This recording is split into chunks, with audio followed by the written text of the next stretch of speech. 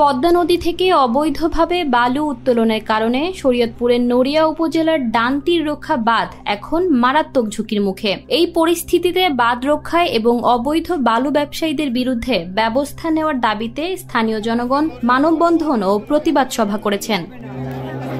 বুধবার সকাল 11টায় নড়িয়া উপজেলা পরিষদের সামনে নড়িয়া উপজেলা সর্বস্তরের জনগণ ব্যানারে এই মানববন্ধন ও প্রতিবাদ সভার আয়োজন করা হয়। বক্তারা বলেন, কিছু অসাধু চক্র পদ্মা নদী থেকে দিনের পর দিন অবৈধভাবে বালু উত্তোলন করে যাচ্ছে। এর ফলে ডান তীর রক্ষা বাঁধ দুর্বল হয়ে পড়েছে এবং নড়িয়া পৌরসভা ও আশেপাশের গ্রামগুলো ব্যাপক ঝুঁকিতে পড়েছে।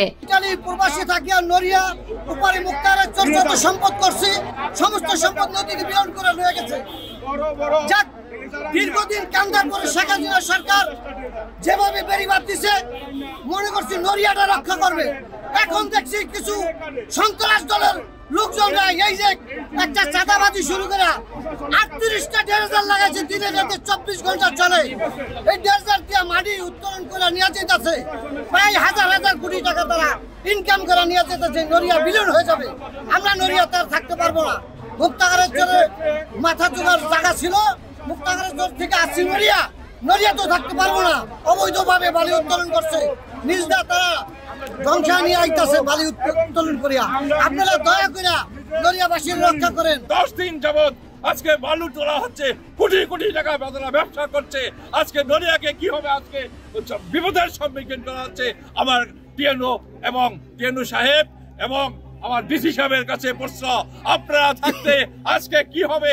আপনারা এখানে তাদেরকে বালু কাটার সুযোগ দিয়েছেন। টেন্ডার হয়েছিল, সেই টেন্ডারটার মাধ্যমে এখন নদী কাটাকে লিগ্যাল করে দিয়েছে।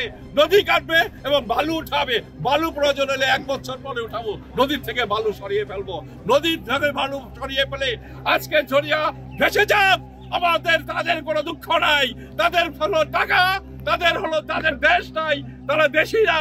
তারা কোন দেশি? আমার প্রশ্ন আছে। স্বৈরাচারী সরকারের সাথে, স্বৈরাচারী সেই হাসিনা সরকারের দোষরদের সাথে তারা একাত্মতা ঘোষণা করে আজকে এই বালু উত্তোলন করছে। সাধারণ মানুষের ভাগ্যকে নিয়ে ছিনিমিনি খেলছে। তাদেরকে আমাদের চিহ্নিত করতে হবে এবং এই নড়িয়ার বাড়িতে তাদের কবর রচনা করতে হবে। 24 ঘন্টার ভিতরে আমরা এই বালি কাটার ডেজার সরাতে হবে, অন্যথায় আমরা ডিসি অফিস আবারও আমরা রাস্তাঘাট ভালো করবো। জন হলে আমরা এখানে হরতাল দিব। এই হরতাল দিয়ে নড়িয়াকে মানুষের হৃদয়ে যাতে রক্তক্ষরণ না হয় সেই দিকে লক্ষ্য রেখে আমরা আমাদের সংগ্রাম চালিয়ে যাব। আমরা গণতন্ত্রকে বিশ্বাস করি, আমরা আইনকে শ্রদ্ধা করি। আইনের প্রতি শ্রদ্ধা রেখে আমরা আমাদের কার্যকলাপ চালিয়ে যাব। আমরা আইনকে হাতে নিব না। আপনারা যারা আছেন তারা আগামীতে প্রস্তুত থাকেন। মানববন্ধনে নানান শ্রেণী পেশার বিপুল সংখ্যক মানুষ অংশগ্রহণ করেন। সভায় বক্তব্য রাখেন বিএনপির জাতীয় নির্বাহী কমিটির সদস্য মহিউদ্দিন জিন্টু এবং কৃষক দলের কেন্দ্রীয় সহসভাপতি কর্নেল SM ফয়সাল। আজকে নড়িয়াতে যে বালি উত্তোলন শুরু হয়েছে এটি সম্পূর্ণভাবে অবৈধ এবং নড়িয়াবাসী আগামী 2-1 মাসের মধ্যে যেভাবে বালি উত্তোলন হয় তাহলে হয়তো শরীয়তপুরের মানচিত্র থেকে এই নড়িয়াকে আমরা আর খুঁজে পাবো না।